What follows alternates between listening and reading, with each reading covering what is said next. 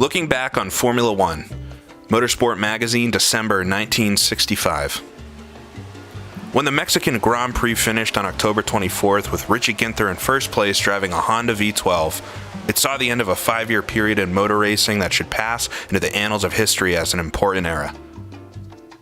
It was the end of the 1.5 formula for Grand Prix racing, set up in 1958, which took effect in January 1st, 1961. It started on a rather dull note, with a lot of people saying it was doomed to failure because an engine limit of 1.5 liters was too small, and some drivers even predicted that it would be dangerous because the cars would be underpowered and there would be no reserve of power to get them out of a difficult situation. One well-known Formula driver at the time even went so far to say he would not take place in the 1.5 liter Formula races, but needless to say, he did when the time came. A number of people who had tried hard to get the formula stopped and were therefore not prepared when it came into being in 1961 started a counter-movement for an intercontinental formula, having a grandiose idea of British and American racing interests overriding the power of the FIA. That idea was a complete flop, and the few races held for these 3-liter cars were a waste of time and attracted only a miscellaneous collection of out-of-date cars.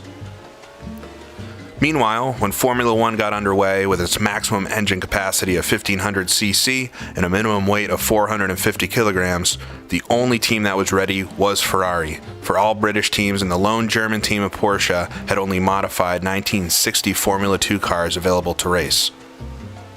With that result, Ferrari had an easy win at Syracuse when a new driver, Giancarlo Baghetti, beat the cream of existing Grand Prix drivers, all having engines with far less horsepower. By the time of the first Grand Prix at Monte Carlo, Ferrari had an engine ready to race, it being a 120-degree V6 cylinder, and in the F1 chassis it was undoubtedly the fastest car, but the prowess of Stirling Moss was something that could not be reckoned with. And driving what was in effect a 1960 Formula 2 Lotus Climax 4-cylinder, Moss beat the Ferrari team on driving alone. Although various estimates gave this new Ferrari engine a power output of 190 horsepower, it did in fact give 178 horsepower at 9,500 RPM on its first outing. This was nearly 30 brake horsepower more than the 4-cylinder Coventry Climax or the 4-cylinder Porsche engines were giving at the time. Such was the state of things in the early days of the Formula in 1961 that even BRM were reduced to fitting Coventry Climax engines to their cars, the chassis being developed from their 1960 2.5 liter Grand Prix cars, with the result that it was too heavy. Lotus and Cooper were using what were virtually 1960 Formula 2 cars, and during that first season, an enormous number of people attempted to get into Grand Prix racing. All manner of sports car engines were being installed into Cooper chassis frames, while a small number of manufacturers such as Emerson and De Tomaso were building cars that complied with the new formula, but which could only hope to compete while there was a lull before the real Grand Prix cars were built, with multi-cylinder engines and new chassis techniques. In that first year, more than 70 different drivers tried their hand at Grand Prix racing, and nearly 20 different makes appeared on the starting grids at various times.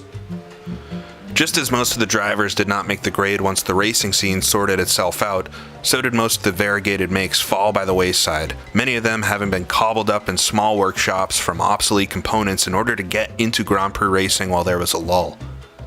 Few people seem to appreciate you do not build Grand Prix cars from obsolete or existing components, you design the cars, engines, and gearboxes from scratch. BRM and Coventry Climax were both hard at work on new power units, both being V8 cylinder units with double overhead camshafts to each bank of cylinders. The Cooper Coventry firm got theirs first finished, and it appeared in the Works Cooper driven by Jack Brabham at the German Grand Prix in August. The Bourne firm did not have theirs running until September, when it appeared in the practice for the Italian Grand Prix. All this time, Ferrari had been having things their own way, with a 1-2-3-4 at the Belgium Grand Prix, a 1-2 in Holland, and a 1-2-3 in Great Britain. However, in the German Grand Prix on the Nürburgring, the driving of Stirling Moss once again triumphed as he brought an obsolete Lotus Climax 4-cylinder entered by Rob Walker home in first place, ahead of the Ferrari team. In Holland, the third member of the Ferrari team was given a bad time all through the race by a new name in Grand Prix racing.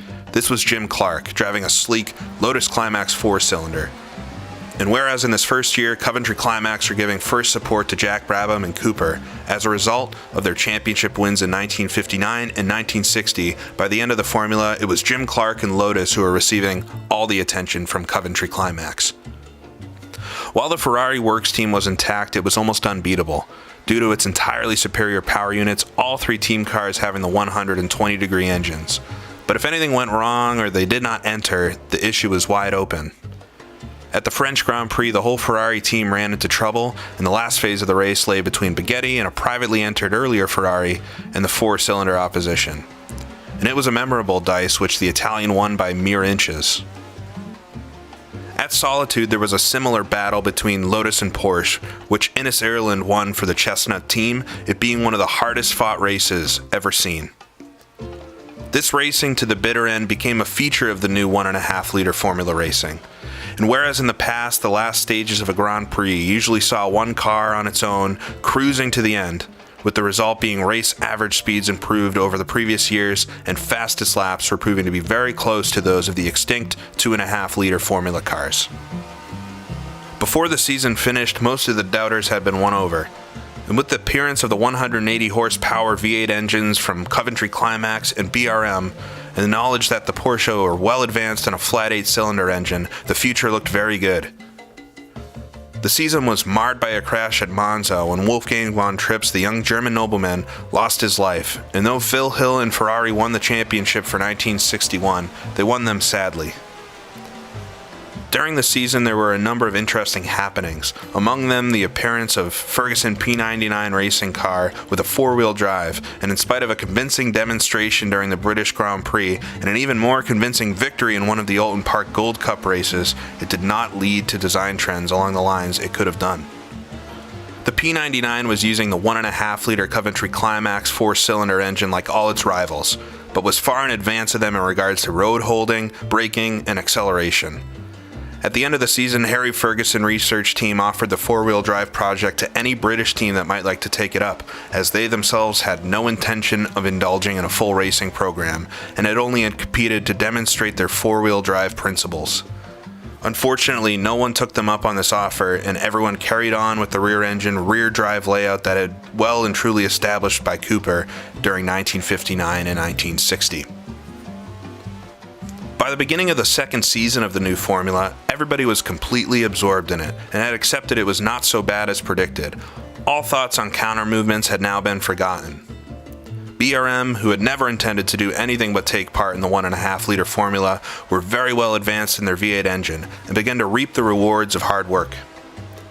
Lotus were getting into their stride, and Jim Clark was proving to be a rapidly rising star, while Jack Brabham left Cooper and started to build his own car, and John Surtees, another rising star, had formed a team with Eric Broadley to build Lola Grand Prix cars, using Coventry Climax V8 engines. The Coventry firm were now hard-pressed to supply engines to Lotus, Cooper, Lola, and Brabham, and loyalties were torn as to who should get first choice, so that there were quite a bit of dissatisfaction among the customers. For the first Grand Prix at Zandvoort, Colin Chapman produced his master stroke, the Lotus 25, with its stressed monocoque construction, a design which was soon to be copied by a lot of constructors. The 8-cylinder Porsche also made its first appearance at the race, but was rather overshadowed by the Lotus 25, for the German car was fairly orthodox in its construction, and big and bulky compared with the pencil-slim Lotus in which the driver was practically lying horizontal, and even Clark took some time to get used to the prone driving position. The whole aim was a low frontal area, and this was achieved so that new standards of performance began to appear, while road holding and handling techniques were improved over the previous year, and these were coupled with advances in tire design by Dunlop, who had a monopoly in Grand Prix racing. The new Lola project looked promising but failed to achieve great success, having only one win in a minor race at Mallory Park. It was not for want of driver, for John Surtees was ranking among the top 4 of the year. The season had started on a sad note, for Sterling Moss crashed a Lotus Climax V8 and his injuries put him out of racing forever. So we were looking for a new champion driver. The supremacy of Ferrari during the previous season was not repeated in 1962, for his rivals had caught up and the Maranello firm had nothing new which to combat the attack. Also, the team management had undergone a major change, and the chief engineer and team manager had left to join a rival concern backed by some wealthy Italians who thought they could beat Ferrari at Grand Prix racing. This new project was called ATS, but it was the end of the year before any signs were seen of the car, and they were only at a press reception. A new Italian car did appear briefly at the Italian Grand Prix at Monza, this being an 8-cylinder De Tomaso, a flat 8 not unlike the Porsche but liquid-cooled and mounted in a tubular space frame. Like so many projects, it looked promising but came to nothing. Another 30 or so drivers tried their hand at Grand Prix racing, and 6 new makes appeared during the season, but the pace was beginning to get very fast and furious, and only the good drivers made the grade and the best engineered cars kept up. The Lola Climax and the Brabham Climax seemed to have come to stay, while Joseph Siffert and Peter Arundel joined Grand Prix racing from the Formula Junior racing with every justification. By the end of the season, fuel injection had made its appearance on the Coventry Climax engine, and Graham Hill and BRM had won the championship after a close battle with Jim Clark and Lotus. Apart from the works teams of Lotus, Cooper, Brabham, and Lola, many other people wanted to use the Coventry Climax engines, for there were various private teams using these chassis, and Climax were inundated, if not overwhelmed, and before the end of 1962 they said they would have to give up their racing interests. However, the motor industry, and particularly Lucas, persuaded them to continue, but in the meantime BRM had set up a sales service for their V8 engines, so a great many people visited Bourne. Coventry Climax were able to change their minds about withdrawing and return with only the works teams to support. However, John Surtees abandoned Broadley and Lola and joined the Ferrari team in 1963, and Coventry Climax development began to show a distinct bias towards Lotus and Jim Clark, which was obviously a race-winning combination. The Works Porsche team now gave up in despair, having won only 2 races, the French Grand Prix in 1962 and a small race at Solitude, but their place was taken by the newly formed ATS team, which proved to be a complete and utter failure in the ruin of Phil Hill's Grand Prix career. The British racing partnership, owned by Alfred Moss and Ken Gregory, was now forced out on their own, having previously run teams for the Human Credit and United Dominations Trust hire purchase companies. They now produce their own BRP car, a monocoque Lotus-like chassis powered by the BRM V8 engine. Another team that joined in with its own chassis powered by BRM was the Sirocco Powell team, an American financed affair that was doomed to fail and despair. Without question, 1963 was a Jim Clark and Lotus year. The Lotus 25, with all the latest developments of Coventry Climax to propel it, was virtually unbeatable, and Clark won 7 out of the 10 Grand Prix races that year. BRM were still well in the picture while Ferrari and Brabham could not be ignored, but Cooper was no longer in the running, but still competing nevertheless. Once again, some 30 new names appeared on the starting list of Formula One races, which were taking place in all sorts of places, so that many of them were local lads having but one go. However, the names of Eamon, Anderson, and Holm were to remain. Before the season finished, Ferrari produced new cars showing very obvious British influences, dictated by Surtees using his knowledge gained with Lola, and the red cars took on a sleeker and lighter aspect. Dunlop still had a tire monopoly, and in 1964 introduced a 13-inch diameter Grand Prix tire that was to transform the Grand Prix car, making them ever lowered and endowed with previously undreamt of road handling. The pace at racing and development was now very high pitch, and Ferrari, BRM, Lotus, and Coventry Climax were giving no quarter. Brabham and Cooper were trailing along as best they could, though Brabham team had the advantage of Dan Gurney as their number 1 driver, and he often made up for the engine or chassis deficiencies, as Moss had done in 1961, but whereas the prowess of Moss had been victorious, Gurney was only able to keep up to the pace set by the leaders, who were invariably Hill, Clark, or Surtees. BRM had gone over the full monocoque chassis after a wasted effort with a part stressed skin and part space frame chassis, a layout oddly enough used by the Japanese for 1964 saw the appearance of the Grand Prix car in Grand Prix racing. This was a landmark that had no immediate consequence and has to date not, but the future might hold some in store. After no development work and retention of the V6 engine for too long, the Ferrari team suddenly got involved with a welter of development with new V8 and flat 12-cylinder engines. as well as a revised chassis frame, and by reason of failing to Coventry Climax engines in Clark's Lotus, the Ferrari and Surtees were able to annex the championships. It had been known that Honda were entering Grand Prix racing with a V12 engine for some time, and they approached Lotus and Brabham with a view to use their power units in their cars, but the two British teams were loath to abandon British products and appealed to Coventry Climax for something new to combat this menace from the east. The result was a crash program of design building, and the Coventry firm produced a flat 16-cylinder engine that was nearing completion as the 1964 season ended. BRM were still well in the picture with Graham Hill leading the team, and the development work continued at Bourne with an eye to the future.